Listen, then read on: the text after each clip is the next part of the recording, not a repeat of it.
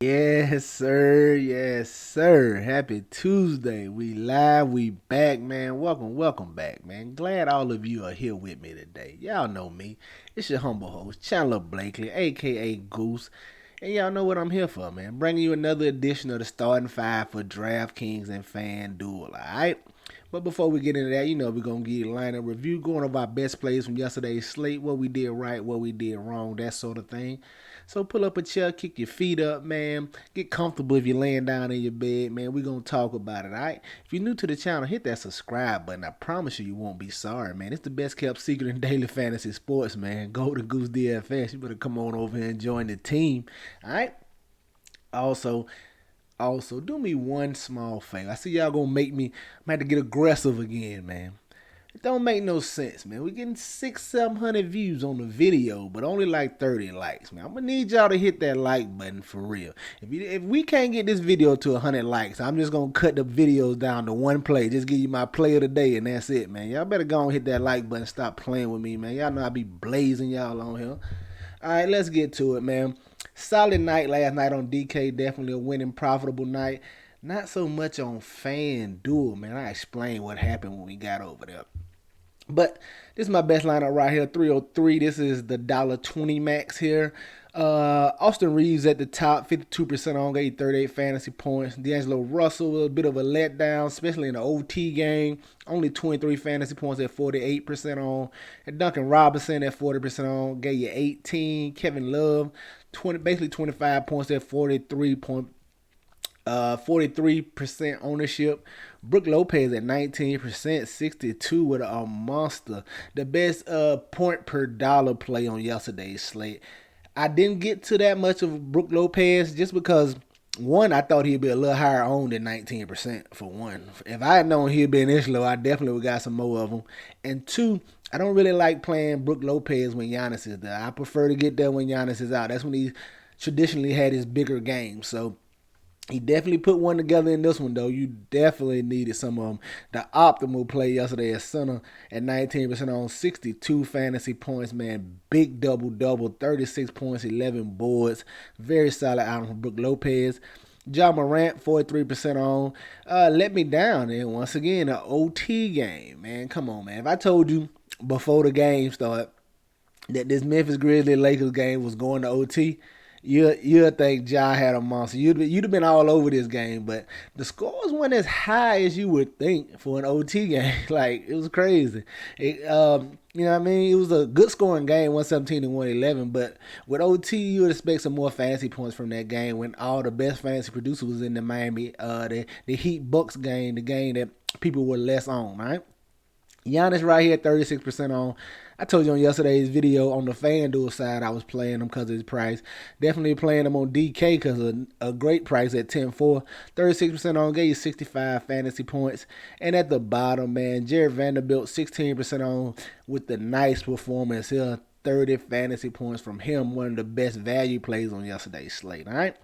There you have it, man. My best lineup on DK, the $1.20 max. Like I said, profitable over there. Now, FanDuel was a different story. Me, it's part of me. I'm a guy who's always messing with my lineup, so this came down to the end. I had to only like 2 minutes to throw it in, and I don't know how I got no Jimmy Butler in my 20 max. I had like 60 seconds, man. Once I do all my DraftKings lineup in, and I got my single entry in over here on FanDuel. I was trying to get my 20 max in, just ran out of time, and my last crunch I got in there, I just didn't have no Jimmy Butler. I was super high on Giannis and I was high on LeBron.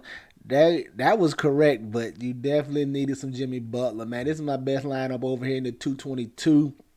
313, man. Dennis Schroeder at 9% on. Nice performance from him, man. Nice value play here.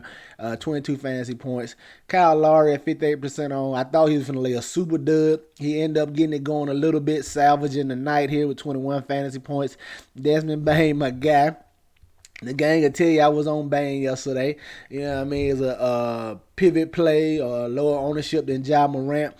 45% on. He gave you right at 49 fantasy points. And this is just atrocious. This has to be the worst fantasy performance I ever seen in my life out of Max Strus, man. Making me look bad out here. -2. -2 fans, but has to be the record for worst fantasy performance. I don't know if it ain't. It's damn so close. He hurt you if you had him yesterday. I don't think I've ever seen that, man.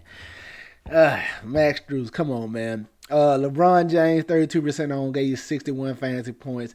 Giannis, 23% on over here. Another 60 fantasy point performance.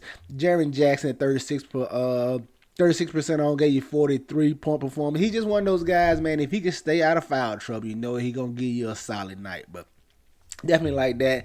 Jared Vanderbilt over here, 10% on. All love over here. 30 fantasy points from him. And then Kevin Love at the bottom, 42% on. Only 26 fantasy points. Like I said, rough night on FanDuel. Did not get to nowhere near enough Jimmy Butler, all right?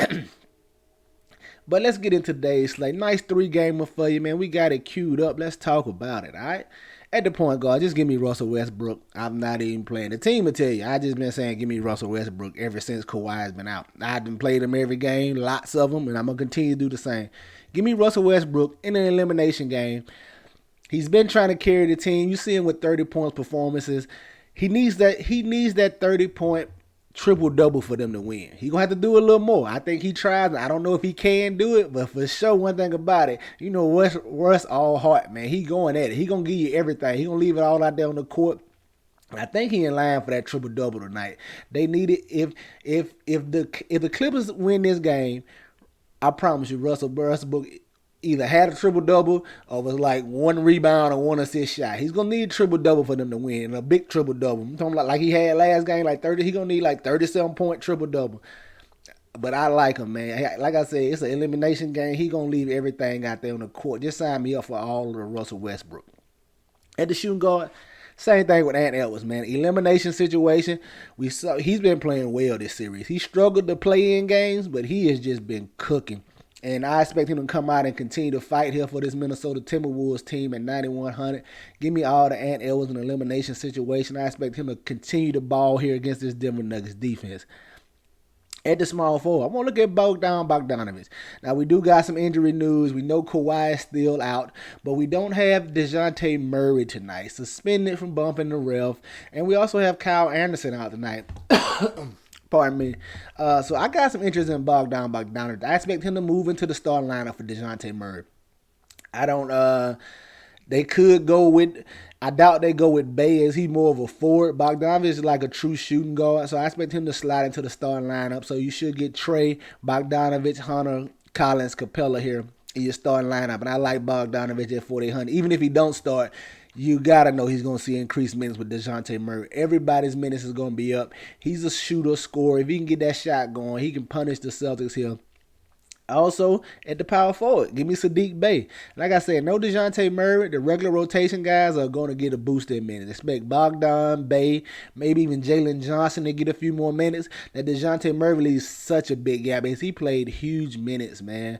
He's played huge minutes for this team all year. So a lot of minutes to be filled, man. So Bogdanovich, Bey, Collins, I expect those guys to get a bump in minutes. And like I said, you can give me all the Bogdanovich and Bey. If I don't mind playing them together, as you can see, they're here in the court, man. I expect them both. The Bogdanovich should see 30 plus. Bey should approach 30 minutes, maybe more, depending on how he's playing. And I'm definitely gonna get to both of those guys here against the Celtics. And then round it out, give me Robert Williams, man. Made money for us last time, almost got us the takedown. They finally got his minutes up to 30. And the most important thing, he played minutes beside Al Horford last game. It's something they haven't been doing so far in this playoffs, but it looks like they finally ready to ramp Robert Williams up. So I definitely want to get to him. Hopefully they can keep him at that 30-minute mark. Don't play no games and cut him back down to 22 this game. You give him the same run you gave him last time. If he can approach 30 minutes, man, you know the upside Robert Williams has. Double-double upside, multiple block upsides. He's just a high-energy guy. He's involved. Type of guy I like, especially for fantasy purposes. So There you have it, man. You're starting five for DK, Russell Westbrook, Anthony Edwards, Bogdanovich, Sadiq Bey, and Robert Williams. Get you some exposure to these guys. Get them in your player pools. They for sure going to be in mine, all right?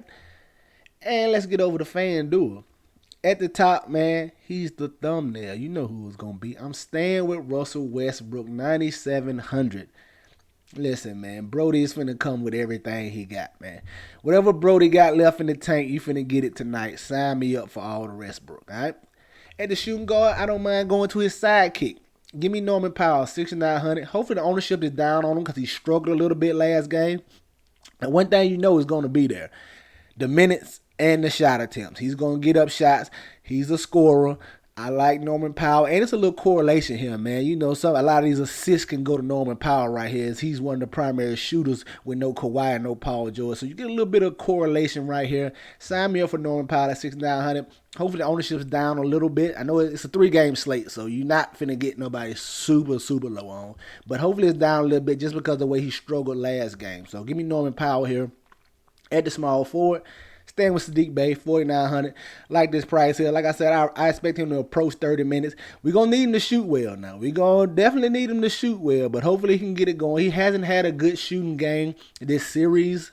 If the minutes are there, they definitely going to be there if he's shooting well. But like I said, he should approach 30 minutes, man. I'm hoping Sadiq Bey can get going in a still an elimination situation for these Atlanta Hawks. At the power forward, I'm going back to KD, man, at 10K. Booker's been the better performer so far this series, as the Clippers are just trying to take away Kevin Durant. But at some point, man, I think Kevin Durant is just going to have that big game in this series. I think it's this one right here. At some point, the Clippers are going to have to try to switch up a little bit, maybe focus a little more attention on Devin Booker, because they can't just keep letting Booker cook them like that. So I don't know what they're going to try to do defensively to scheme around that, but I'm going back to KD. I expect him to come in at a little lower ownership than Booker. Like I said, Booker has just been a model of consistency so far this series, but I like KD still, man. He's capable of a 65, like he had the first game of this series, 66 fantasy for him. He's capable of getting back to that, man. I like Kevin Durant here. Hopefully come in at a little lower ownership. And at the center, I'm still rolling out Robert Williams at 6K, man. Like I said, just hopefully they don't play with me and play with his minutes. Let him approach 30 minutes like he did last time. Let him get the minutes beside Al Horford. Man, I've been telling y'all all series. People just continue to play Al Horford. I haven't played Al Horford not a game this series, man. Al Horford is washed. I'm gonna tell you that right now. He washed. He gonna have a good game here and there, man. That's no disrespect. Al Horford's still a solid player, but you're not gonna get them big fan. Real life basketball, he's not washed. Let me correct that. He's washed fantasy wise, man, but he still helps him out defensively. He does what he need to do. But fantasy wise, he don't look. He washed, man. I don't even be playing. I be taking Al Horford out. The team will tell you I be taking Al Horford out the player pool. Al Horford, Dylan Brooks, them guys don't never make my player pool. I'm telling you right now. Give me Robert Williams at 6K, all right? There you have it, man. Your starting five for FanDuel. Robert Williams, Kevin Durant, Sadiq Bey, Norman Powell, Russell Westbrook. Hey, that's going to do it for me here today, man. Remember, if you want to officially join the gang, hit that Patreon link down below. Get in the premium Discord. Only $20 to finish out the season. You know what to do. Y'all know the motto, man. Chances make champions. Y'all green up. I'll see y'all tomorrow, all right? Let's get it.